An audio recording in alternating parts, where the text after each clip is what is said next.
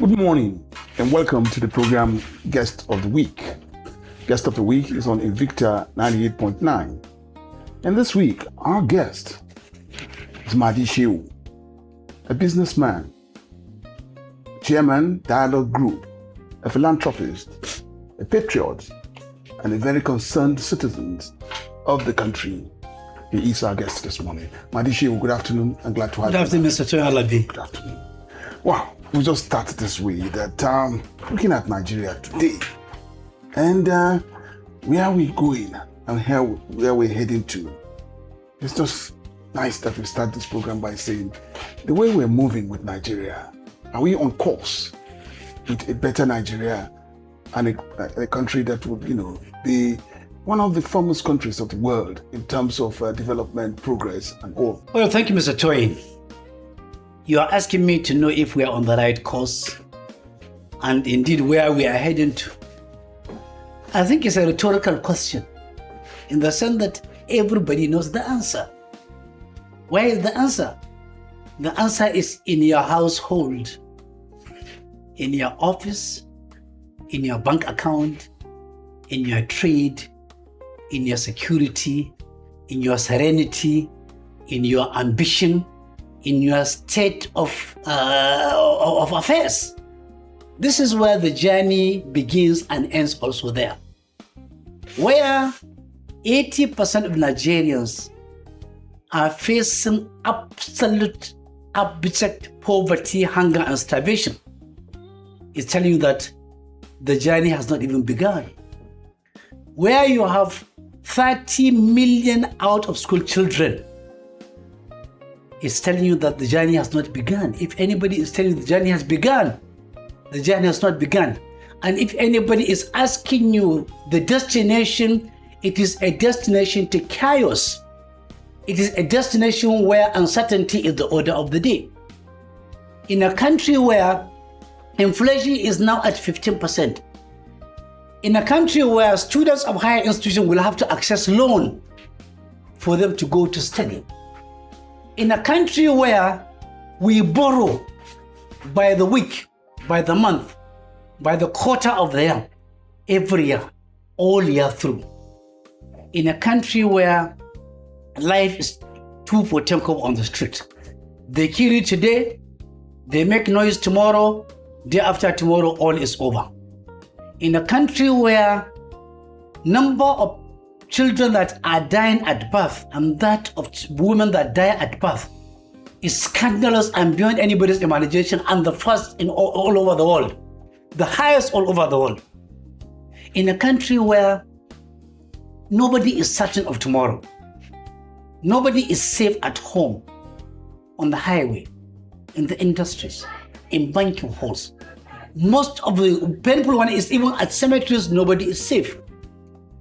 How could anybody in his own right senses, knowing all these things, begin to say that Nigeria is progressing and Nigeria is growing? Unless if he has another definition of what growth is and what development is. Let me take you back to when we all started this journey of Nigeria, moving towards 65 years now, and there have been military intervention and all of that. Return to democracy was in 1999. And it has not been well with, not totally well with regimes and governments that have taken over. And like the saying goes, that Rome was not built in a day.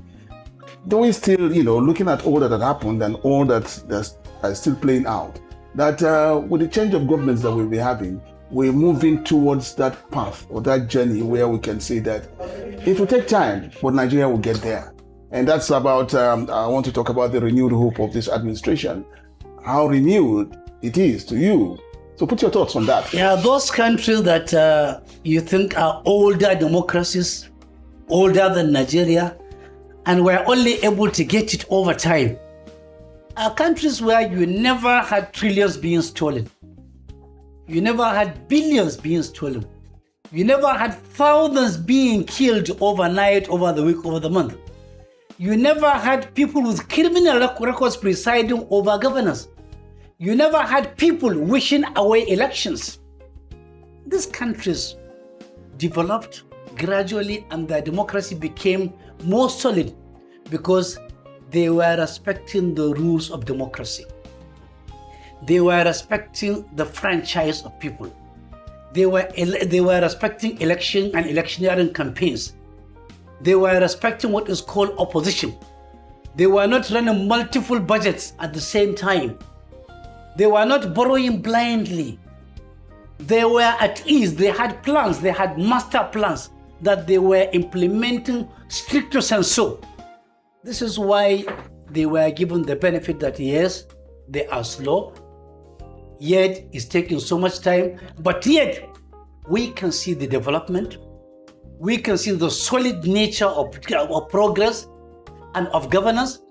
We can see relative honesty and sincerity in governance. That is why we are saying, if from 1999 to date, what we are harvesting in Nigeria is inequality, indecency, absurdities, broken promises, theft of public fund, shamelessness, forgiving of criminals, stealing public funds, running multiple budgets, collecting loans randomly and recklessly, public expenditure that is laughable. It's laughable when you see budgetary provisions that have to do with renovating palaces in Nigeria, or renovating churches in Nigeria, or renovating mosques in Nigeria. These are laughable budgetary line items that you will never see in any world except in Nigeria. And they are telling you that we are only willing to use religion, the opium of the people, as an instrument to intoxicate people. It is telling you that they are willing to use traditional institutions to further silence, subjugate, and compromise the larger society. No democracy will grow with this attitude. No country will grow with this attitude. Any country with this attitude is a country doomed. It's a country that will never have peace. Its own people will not have peace of mind, heart, and soul. Leaders will never have peace of mind, heart, and soul because it amounts to betrayal of trust, breaching of trust, breaching of the rules of engagement, and also an insult on the psyche, on the psychology, anatomy, physiology of the common man. And about, still going back to how it all started. Here we are as a people divided by religions, divided by ethnicity and divides. And yet, I ask this question again, that the suspicion that has always been there with us, will it ever go away? It will go away the day we begin to become practicing Muslims, practicing Christians, not Muslims by mouth, pharaohs at heart. Not Christians by mouth, pharaohs at heart. The day we become to understand that we need to be functional Muslims and functional Christians for us to remain in harmony, that will be the day when the suspicions will fizzle away. But as long as bishops, reverends, imams, sheikhs preach hate on the pulpits, but preach peace in the open, thus deceiving themselves and deceiving the larger society, for that long there will be no peace. As long as imams, sheikhs, and malams, bishops, reverends, and other clergies are willing to collect money from politicians to misguide their congregations, to misinform their congregations, and to teleguide their congregations who to vote, for that long this suspicion along religious line will only continue to grow multifold. And as long as we pretend about salvation, every Muslim, practicing or not practicing, every Christian, church going or not, is all aspiring for salvation. But there are rules for salvation. Salvation cannot be given on a platter of gold. Neither can you purchase it in the market. Salvation is rooted in your relationship with God Himself and with fellow human beings. You cannot betray the trust of millions of people, steal their money, expose them to maximum danger, dispossess them, force them into permanent, irreversible economic husbandry, plant fear into them, and on Judgment Day you expect salvation. Salvation from where? Those who betray the trust of people. Those leaders who betray the trust of people, I repeat, salvation is not for you.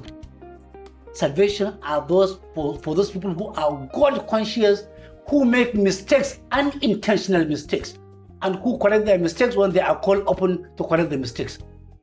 That is why, for those who are conversant with this viable verses of the Quranic verses, in the Bible it was reported that on Judgment Day, Mahdi reported this, that many will come to me on that day saying, Lord, Lord, did we not prophesy in thy own name, and in thy own name we cast out devils, and in thy own name we do so many mighty good works? And Christ said, and I shall say unto them, go ye away, depart from me, I don't even know you, you that give to iniquity, injustice, immorality, indecency, broken promises are all impediments to salvation. The Quran and the Sunnah of the Prophet of Islam, Muhammad sallallahu alaihi wasallam, repeated this word for word. The Prophet, the Quran says, "O you who believe, fulfill the covenant of Allah after you have covenanted, and you should not allow your hatred for other people to turn you away from justice. Deal justly. It is nearer to righteousness, and fear Allah. Indeed, He is aware of what you do." You cannot subject people to injustice, confiscate their properties, steal their money, put your hand deep into the treasury and take more than you need. And on Judgment Day you think Allah will give you, admit you into paradise. You are daydreaming, you are deceiving yourself. You better wake up from that slumber and that make-believe and that self-deception.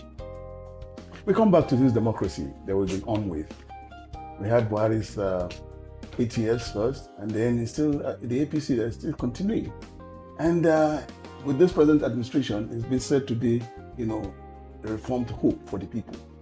Well, here we are again, still talking about Nigerians wallowing in poverty, and of course, out of school children, we have them a lot. But I ask you this question: of all the political parties that we see running, that may go against the All Progressive Congress, the ruling party now, what do you see? How do you see them coming? With a government that has all the governors, running about 30 of them, the chairman of local government areas, the House of Reps members, and representatives of the National Assembly, do you see, any of these parties coming after the APC and may want to take over? I am surprised that TOYIN, in spite of your 2 eyes and medical glasses, you are still seeing multiple parties in Nigeria. As for me, I'm not seeing a party. You are seeing multiple political parties. Yes. As for me, I am seeing only one political party in Nigeria. If there are other political parties, we have the ADC. They are an appendix, an appendage to the APC. Pick all of the political parties. We have pick all of their leaders. You find that. At one time they were PDP, at one time they were AD, at one time they were APC, at one time they were in all these political parties. They have moved from one political party to another, such that what I see now are desperate politicians, desperate for power, not power under democratic processes, no. Power because they want to use power to exert themselves, to have an advantage over the people, and to have leverage and unimpeded leverage on the public treasury and power. But as for me, no opposition in Nigeria. If you want to know it is true, go to the National Assembly. Tell me one single day where you had opposition parties opposing to the series of loans collected by this regime.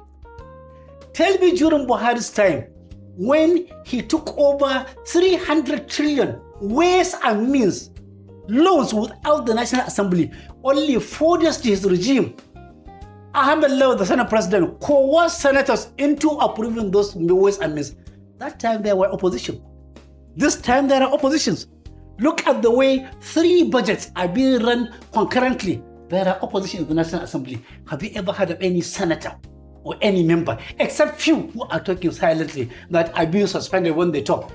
They are one and the same thing. They sleep on the same bed. They understand the language. They speak Swahili together. They speak Arabic together. They speak Hausa together. They speak English together. In fact, they speak in tongues that we don't even understand the meaning together. Therefore, forget about opposition. Forget about multi-party democracy. You have only one party in practice in Nigeria. Nigeria is a one-party state? It is. From all intents, from all purposes, from all manifestations. Please contradict me. So where is the other parties that we have? You know, I'm talking about the EDC. They have been subsumed into APC. They have been scared away by APC. They have been compromised and they have compromised themselves. Tell me all the opposition, including this current president and the current regime, to give you a blueprint on Nigeria. Identifying the needs, localizing the needs where they are required because the needs vary from one location to another, telling you the vehicle of implementations, to tell you that no blueprint in Nigeria. From Obasanjo's time to date, budgets are just annual rituals that come in and come out annually. Otherwise, in a sane society where hunger has taken toll of 80% of people, where insecurity is the order of the day, where children are dying out of malnutrition, where women are dying at birth in their thousands, where students cannot go to school, where students are still on ground, where there are no drugs in the hospital, you find a budgetary line item of 22 billion naira allocated to renovate what? Palaces of their royal highnesses, of the obas, of the emirs, of the obis, of the ezzes, of the tortives. Or a society where 8 billion naira is being allocated to what? To renovate, to rebuild, to rehabilitate and supply musical instruments to churches. No sane society will do this. This is an insane budgetary line item. It is an insult in a society where the Senate Committee on Public Accounts, I'm now quoting officially, said NNPC could not account for what? 210 trillion naira. Yet nothing has happened. As if there is no EFCC, as if there is no ICPC, as if there is no police and fraud unit, as if we have no criminal records, or we have no criminal laws to criminalize them. They are now big men. Those NNPC executives are now big men, untouchables. Don't forget, recently they said go and arrest the former MD of NNPC, Kerry. Senate President said no, don't arrest him. Come on. 210 million naira, monies allocated for the rehabilitation of Wari, Port Harcourt and Kaduna Refinery, $7.2 billion are still unaccounted for. Former Wari NNPC Managing Director, $7.2 billion unaccounted for. He was arrested. You never heard after his arrest. Look, we are staying in a country in Nigeria where anything goes, anything is possible. Everybody is on his own. Everybody for himself. God for us all. Survival of the fittest, and the devil take the hindermost. Alhaji Mahdi, you paint a very gloomy picture of what we're seeing of the country. But again, now some people have hope that it can come better and it can work for better. And I'm asking you this question again, that democracy is being described as government of the people, by the people, for the people. But we ask in Nigeria, is democracy about the people? Has it always been about the people and for the interest of the people? If democracy is about people in Nigeria, you would not have 80 million people facing hunger and starvation. If democracy is about Nigeria and Nigerians, you would not have a governor collecting billions of naira loans to do what? To do an airport in a state where 90% of the people are poor, in a state with the lowest educational enrollment, in a state where there are no drugs in the hospital, no chairs in schools, in a state where insecurity has taken virtually every local government.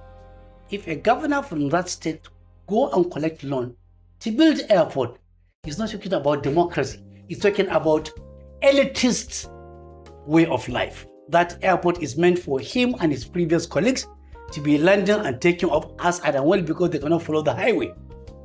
If democracy is about people, you will not have students collecting loan for them to go and study. If democracy is about people, you will not have people dying because there are no drugs in the hospital. If democracy is about people, you cannot see budgets for traditional rulers, budget for churches and mosques, but there are no budgets for street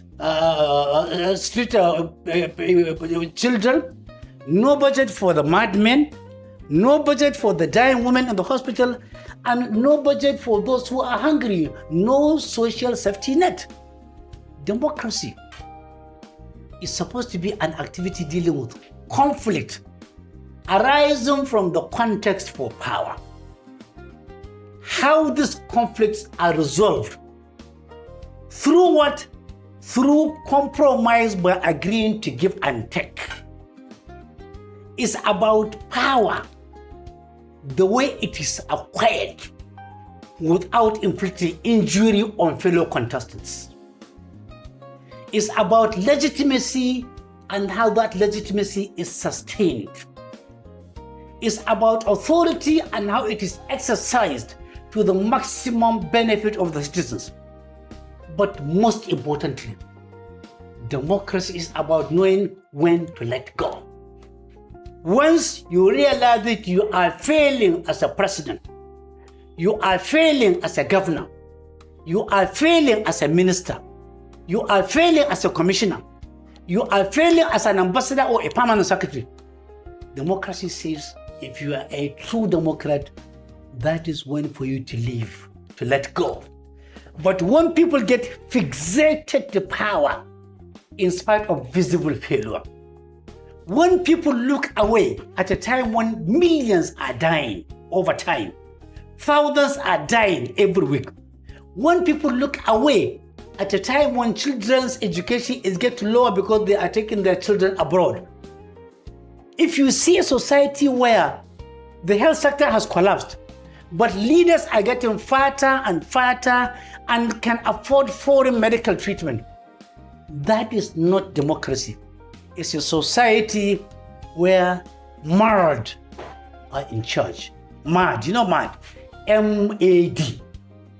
From ancient antiquity, the first people to rule over people were the monarchy, that is M, the monarchs. The monarchs was about coercion, about imposition, about scaring people, about killing and maiming without being questioned. It's about lawlessness. Power was just at the monarch's palace. When people begin to realize that after all, these monarchs are relying on us for all their livelihood. We farm the food they eat, we wash their clothes, we tender their animals, we take them on our neck. Come on, they begin to revolt. The moment the monarchs realize that people are now revolting, they said, okay, now, if you don't want monarchy, we are now doing aristocracy. Aristocracy is about people, or educated people, people who are educated in Western education. So aristocracy come and said, okay, if you don't like democracy, if you don't like aristocracy, if you don't like monarchy, because there are no rules, come. Aristocracy has rules. We will govern you in the manner you want. But the issue is, these rules that they set are even worse than the rules of the monarchs. There are rules, but all of them are targeted at the common man. The rules does not affect the aristocrat. his family, his friends, his business friends, and his interest. People begin to say, okay, there is no difference between this aristocracy and this monarchy. Once the aristocrats realize people are voting, okay, calm now. We will do democracy. That's why you have MAD, M-A-D. We will do democracy. Government of the people, by the people, for the people. You can choose what you want. But when during elections you induce people with money, with fear, input into them the sense of religion, for them to urgently vote you as a Christian, in the name of Jesus, and for them to urgently vote you in the name of Allah. You are going to do Allah's job. You are going to do Christ's job. When you threaten people, when you buy their voter's card, when you give them rice, when you give them money, you are not allowing them to be those government of the people, by the people, for the people. Rather, you are inciting them against each other. You are reducing them into levels beyond that of animals, because an animal is satisfied to get their own needs today. As of tomorrow, God will provide. So you are telling this guy, vote for me, collect 10,000 naira. I will enrich you today with 10,000 naira. If you vote me, I go away. I will come back after 4 years. This is not democracy. This is sadism. This is man's inhumanity to man. This is callousness. This is an action that leads people into melancholy and into suicide and into mental derailment. And so I ask you, because this question again about the reform, the gullibility of Nigerians. Where did that come from? And of course, pointers are the leaders. But I also ask you that how informed are Nigerians? Because you mentioned something along the line that out of school going children and all of that. So it's selective, justice that we find in Nigeria. How can Nigerians, with the different faiths, different religions, their divides, their tribes, how can Nigerians come together with a common front to face, all of these, all of these wrongs that are going on in the Nigerians, preponderance of them, especially the voters, are well informed. I give it to you that if you pick a common man on the street and he begins to give you political analysis of his environment, you will be shocked to your bone marrow. What happens is that most of these are churchgoers, are mosque-goers, and are being indoctrinated. As long as this indoctrination continues, for that long you begin to wonder, are we really in our senses? We are in our senses. We are cherry-picking. We are pretending. And we are deliberately acting to satisfy who? To satisfy our heroes. Yes. To satisfy our imams, our malams, our sheikhs, our bishops, our reverends. Do we have national heroes? No. For an imam who influences people, he is a hero in the mosque. For a bishop or reverend who influences people, and they do a lot, they influence millions of people. Today, I guarantee you, where imams and malams and sheikhs and bishops and imams and reverends come out and campaign for 7 years that don't go out for election, millions of people will not vote. I guarantee you. That is why religion is called the opium of the people. It has so much influence, so much. On account of religion, you find an innocent person being killed, maimed, incapacitated, properties burnt down, buildings brought down, all in the name of religion. You find somebody whose mother died as a result of irresponsible hospital environment, or she died because of a rough driving driver, or she died because she could not get emergency response services. His father, his mother, his everybody will die. The family will not raise a single alarm. But on a hearsay that their religion has been insulted, same family who lost everybody, who could not fight because they have lost members of their family, will now go and fight and kill and maim in the name of Allah, in the name of Jesus. This is where we are in Nigeria. And this is why democracy will never flourish in Nigeria. We can continue to pretend about democracy, but as long as this is the category of people we have professing Islam and Christianity, because they are the most dominant religious influences in the world, for that long, we can continue pretending, calling democracy, singing democracy, standing on mandate, rolling out annual budgets. You can do anything you want, but democracy will elude you. Democracy will just be laughing from a distance. At the comfort of the office of democracy, democracy will be laughing. They will be looking at you as fools, informed fools, fools by choice, fools by election. You elected to be a fool. Now democracy will say, I will fold my arms for that fool to pass away. And let me see who are the next set of fools that either I play along with or I also watch as a spectator. 2027 is another year for elective positions in Nigerians, and Nigerians are really getting ready. Of course, again, choices are to be made, whether for one party or the other, as we're seeing them.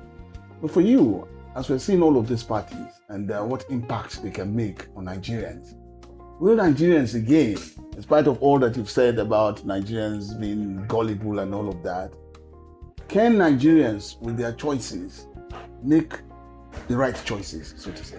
I will tell you my honest position, and I will make this position public, unapologetically. And my position is clear.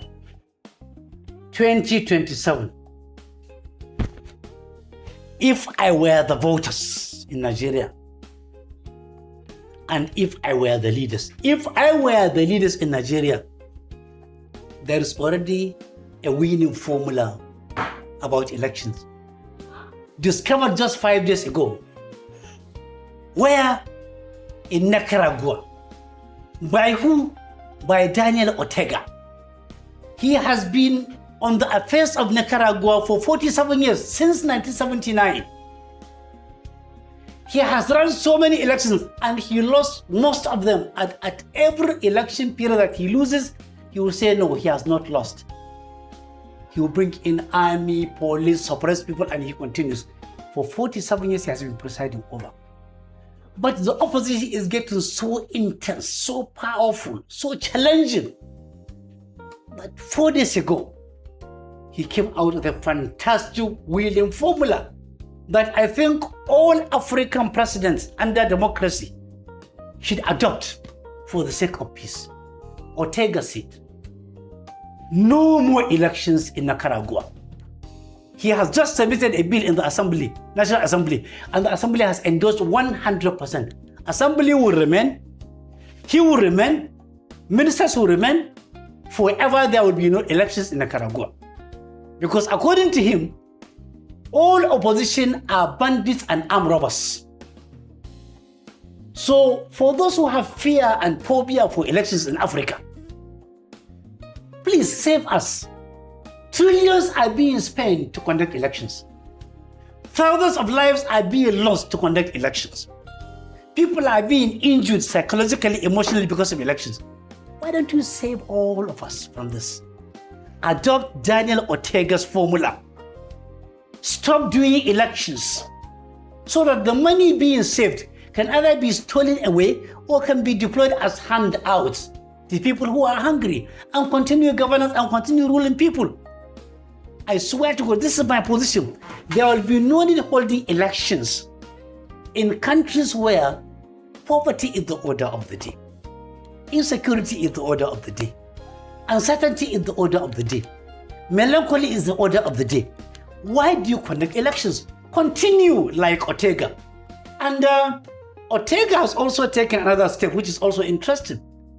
He made his wife as the co-president. So in Nicaragua now, there are two presidents, President Ortega and co-president Mrs. Ortega.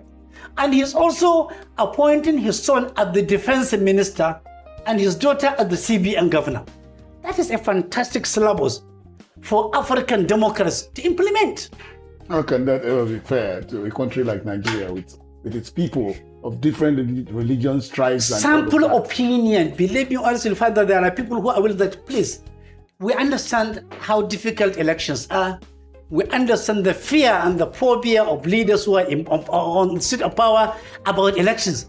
Save them this phobia so that they don't have hypertension and angina pectoris and disease of the heart. And they die from stroke. Save them from diabetes mellitus. Save them from insomnia and mental derailment. Tell them we have submitted our necks. Please, wholeheartedly, willingly, continue ruling without election. Suspend the constitution too.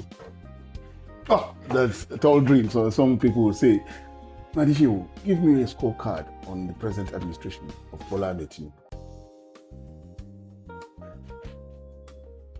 There is this story being told, and it carries your answer. A 16-year, 19-year-old guy, boy, and this is a hypothetical story, just suddenly fell and went into coma. He was taken to various hospitals in Nigeria, and they could not understand what was wrong with him. The family were rich. They flew him to London. Up there, they were there. And on arrival, they conducted so many investigations on the boy. After 6 days, they said they are interested in seeing the boy's father and the boy's mother and any other family member to tell them exactly the condition. So they assembled in the physician's office. The doctor told them that we regret to inform you that your child has lost his entire brain. And the only way he could be saved is to have a completely new brain transplanted into his head and removing the dead one. And they told them, congratulations. Our hospital in London here has been around for 200 years. We've received so many patients from all over the world. And in our culture of counseling, if we see a patient who is not likely to make it, we go and discuss with him on the relations. Please, would you be willing to donate any of your organs for other people who may need them after your demise so we can implant them? And many people have donated. Many have donated their eyes, their teeth, virtually all parts of the bodies have been donated over the last 200 years. And they have been preserved, including brains. And they told them that also congratulations, because we have had so many Nigerian patients who died here, and they have donated their brains. Not only that, they also gave money that if the recipient of their brains are Nigerians, please, this is the money meant for the transplant free. So congratulations, we will tell you the brains we have now. Nigerians, brains of former Nigerians who died in our hospital.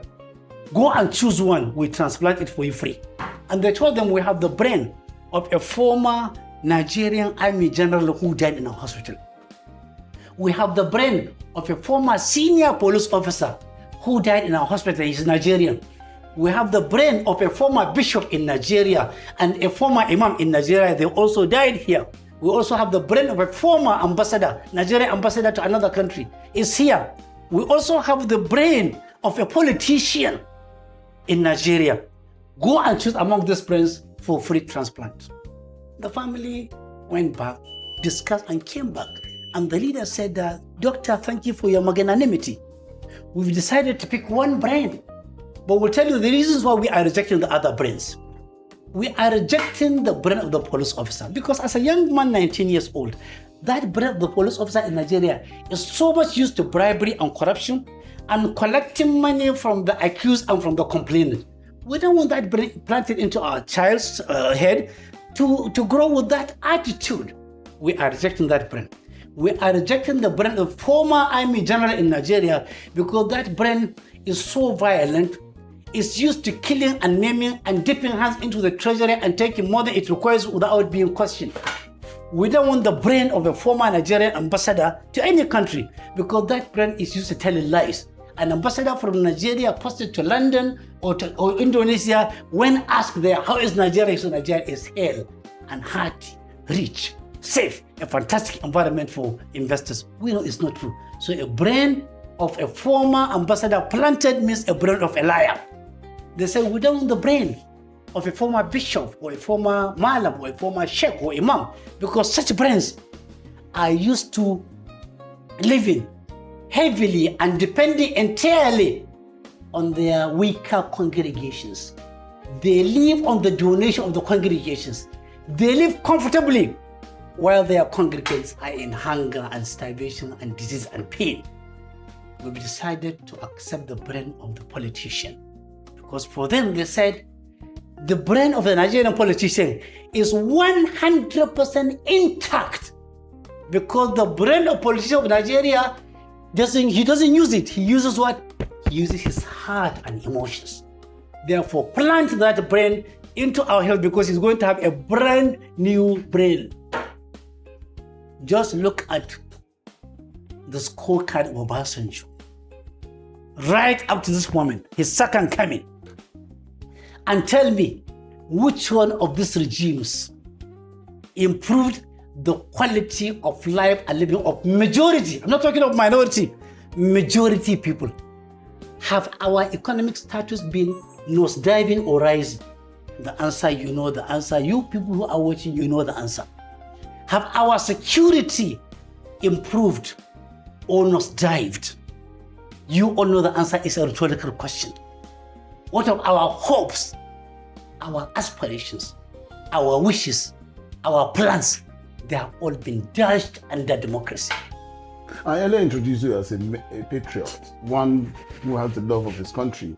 And of course, with some of these things you're putting across, it tells a lot of story of a gloomy situation that we may have on our hands. But I ask you again this question: can we be better? Can we improve? Can Nigeria improve? It's not a static situation that we have. We're improving. But to carpet it all, to say that it's a country of... I told you the condition under which we can improve. When we stop pretending, when we start redefining democracy to suit our own purposes. Like, for example, now, just look at what happened yesterday. The United Kingdom envoy paid a visit to the INEC chairman yesterday in his office in the afternoon. And a major policy was announced by the INEC chairman. What is the policy?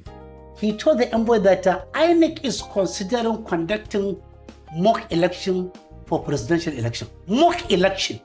They want to do an election, but they said only for the president. Mock election nationwide. According to him, the election is meant for them to audit their ability, audit their election resources, and see how far they can go. This is very scary in a democracy. Because number one, once I saw it, I checked the budget of INEC. There is no single budgetary provision for mock election. That's number one. Number two, I checked whether the law establishing INEC has given INEC the right and the power to do mock election. It's not there. But we have the National Assembly. No, the National Assembly were there when he was making this note, and there is no bill before the National Assembly for mock election. It is telling you that INEC is not ready. INEC is in fear. INEC is uncertain. INEC is taking Nigerians for a ride and for granted. And INEC are not willing to conduct election. Months away from elections, to conduct a pilot mock election. They said only for the president. It means it's going to be nationwide. No budgetary provision. It's just like you are conducting election. Same amount of money given to them would be required. That money is not in the budget. Where are the resource persons? Where are the facilities? Where are the rules of engagement? They are not there. My fear is that, and my recommendation is that INEC, instead of conducting mock election, please bring in all other opposition parties in collaboration with the running government. Offer them slots in governments, top to bottom. Subsume them into governance and tell the world that you are not conducting elections, that you have been able to agree with all the opposition and Nigeria is going to be more peaceful. It's better than insulting our intelligences. How is you, Mahdi? Are there elders in the north? Are there elders in the north? Yes. I'm asking this question because, again, from what had happened in the past, in the entire 19 northern states, there are living elders whose voices matter a lot. But the former governor Across the religious industry, across the business industry, across the public service industry, thousands of them abound. Forget about a governor saying there are no elders in the north. Yes, because the governor said that. Yes, if Nasir El-Rufai said there are no elders in the north, it doesn't wish away elders. Elders are there, and he is aware that elders are there. Without elders, he wouldn't have been where he was and where he was just recently as a governor. But I think he is being eluded by desperation for power and relevance. That is why elders have now kept mute. I know of one single elder, one elder. He lives in Kaduna, in Jos, in Zaria, in Abuja, who can simply walk into the villa now without an appointment. And in the next 1 hour, they will hand over to him El-Rufai with no conditions, I swear to God. An elder, a Christian elder in the north. I know of a Muslim elder in the north who can walk into the villa midnight and come away with Nasir. Thousands of them abound. But the fact that Nasir said there are no elders, elders kept a distance, they kept quiet, they kept away, so that Nasir can continue to injure himself by himself, and he can continue to live in denial, and he can continue to harvest his sowings of reckless statements. Mahdi, you've been on national news. You've been in the papers, and so much has been talked about, and particularly on the subject of the former governor of Kaduna State, Nasir El-Rufai. You hit so hard on him, and people begin to wonder, is that because of business failure? Is that because of just not going along with the governor and all his doings and all of that? What I want people to do is, Mahdi came out with facts, mentioning names that are living, not dead, mentioning incidences and deaths.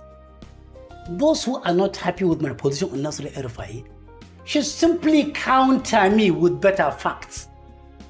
But when you abuse me or you blackmail me or you, because of this, it makes me hardened. It makes me to become more resolved to continue doing. It makes me to believe that what I'm doing is right. All I have said about Nasir El-Rufai is about recklessness in governance, broken promises, betrayal of relationships and friendships, pretending to be high and mighty and unforgiving, pretending to be like a pharaoh. Don't tell me that he destroyed churches in Kaduna. You think the church owners will forgive him? He destroyed mosques and Islamias. The owners will not forgive Nasir. He destroyed markets and took them over and dispossessed people of their daily livelihood. They will not forgive him. He took away people's houses, people's lands. He refused to pay people, contractors, their own money. He dictated rules. I can continue ad infinitum. These are not fairy tales. These are facts on ground. There is nothing being hard on Nasir. If I were Nasir, I would look at what Mahdi has been saying, and other people have said even worse than Mahdi. Since now he's under detention, let him take some time and reflect, take stock, and come out with a resolve.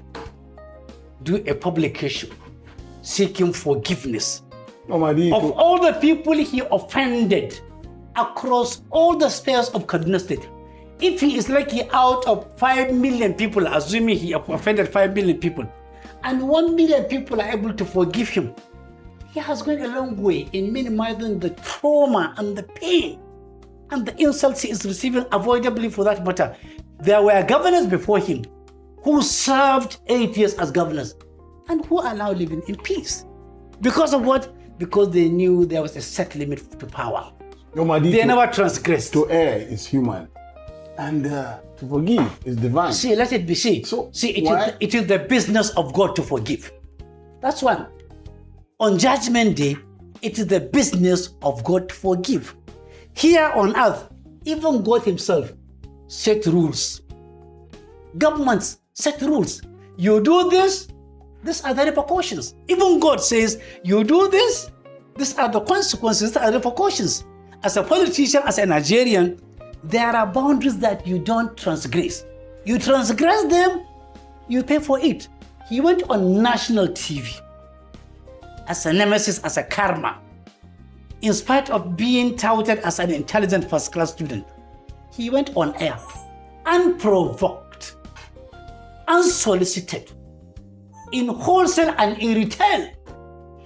He asserted and admitted and projected and promoted that he was listening to the conversation of someone else in government. This is pure unintelligence. This is 0 over 100. But again, and now you are telling me that... can we forget that he was one of the best that is from the north? See, can we leave all of that? Let me tell you one thing. First-class students, don't say it out. You see them, you see it in them with their decorums, in their relationship with people, cordial relationship, in the perception people have about them. But when you parade a first-class degree, and yet everybody virtually, preponderance of people on a scale of 10, 8 are condemning you and not happy with you and are fighting you, it means your first-class degree is only theoretical, not practical. There are first-class students. We are all first-class students. Yes, we are all first-class students, distinguished students actually.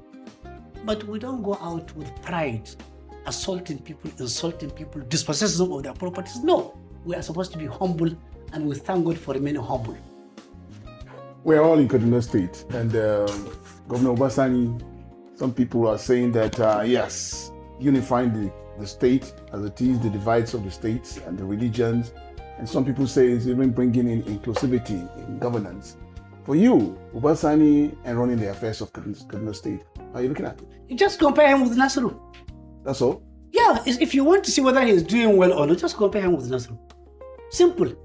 In terms of inclusivity, I swear to Almighty Allah, I was waiting at Nasiru's reception just before the elections in 2019, the second election.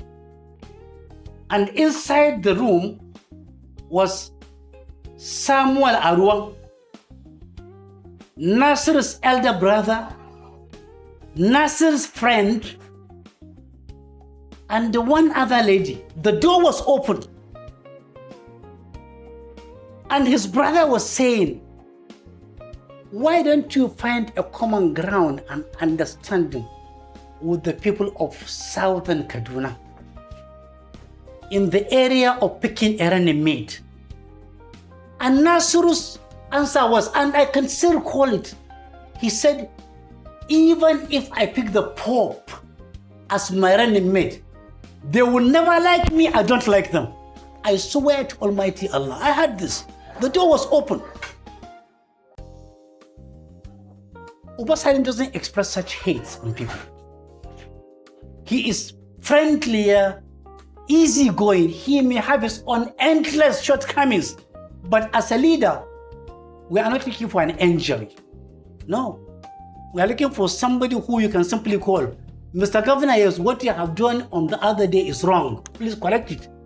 And the next 2, 3, 4, 5 days, you see him correcting it.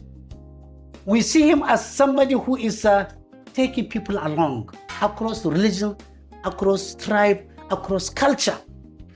Like I said, we are not looking for an angel. We are looking for somebody who will make a mistake and correct it, a human mistake. That is when you can say to err is human. But you're not when you come all out against a set of people based on their beliefs, based on their culture, and based on their choice. They were expressing resentment against what? Against Muslim ticket. Not only Christians, even we Muslims will continue to vehemently oppose any Muslim ticket in a multi-religious, multicultural society like Nigeria. It's an aberration. Are you saying that in the entire Christian society, there is nobody worth his salt among all the Christians to become a vice president?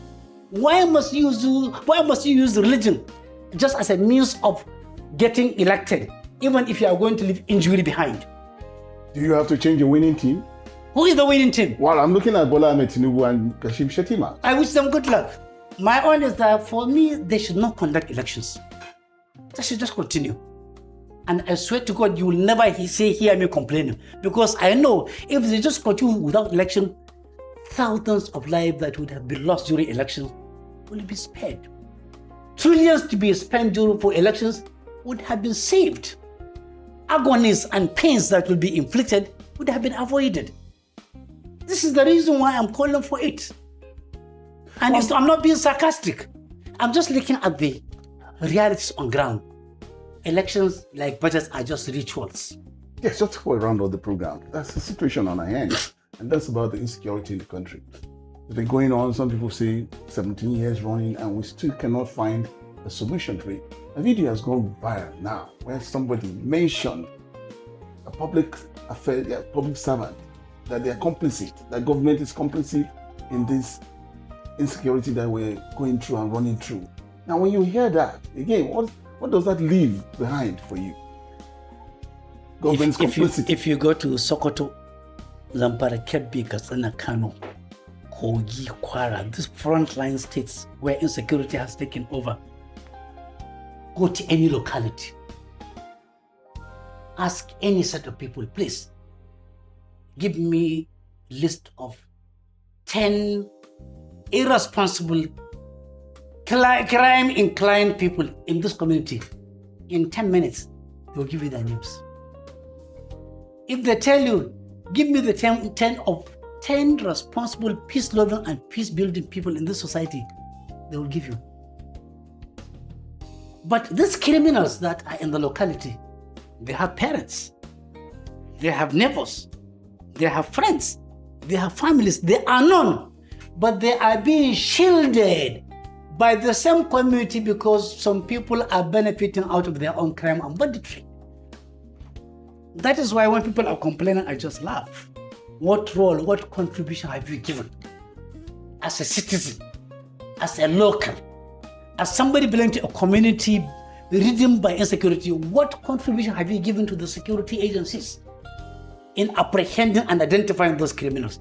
You decided to collect money, marry their children, collect gifts from them, conceal them, yet you expect government to perform miracle. No. Then you go to the politicians. A senator, member House of Reps, is supposed to represent his own community. Yet you find that member soon after being elected, he abandons that community. He becomes a rich man. He moves to Abuja. He stays permanently in a hotel for fear of insecurity in the locations in Abuja. He changes his telephone numbers. He packed all his family members and friends to Abuja. He sent his children abroad for studies. Even for malaria, they'll go over to treat. He's not aware of the condition under which his people are living. His people are going into poverty every day. They are being encircled by poverty. And then that same politician will start shouting about bill of insecurity. He's a major factor in promoting and projecting and institutionalizing insecurity. Therefore, politicians are actively guilty. Government, don't forget. Just during this regime, when the former chief of army staff who died in the air crash took over, he said he wanted to be honest to Nigerians. The monies that were voted during Buhari for the purchase of arms, he said he have not seen the arms. He has not seen the ammunitions. He has not seen the aeroplanes.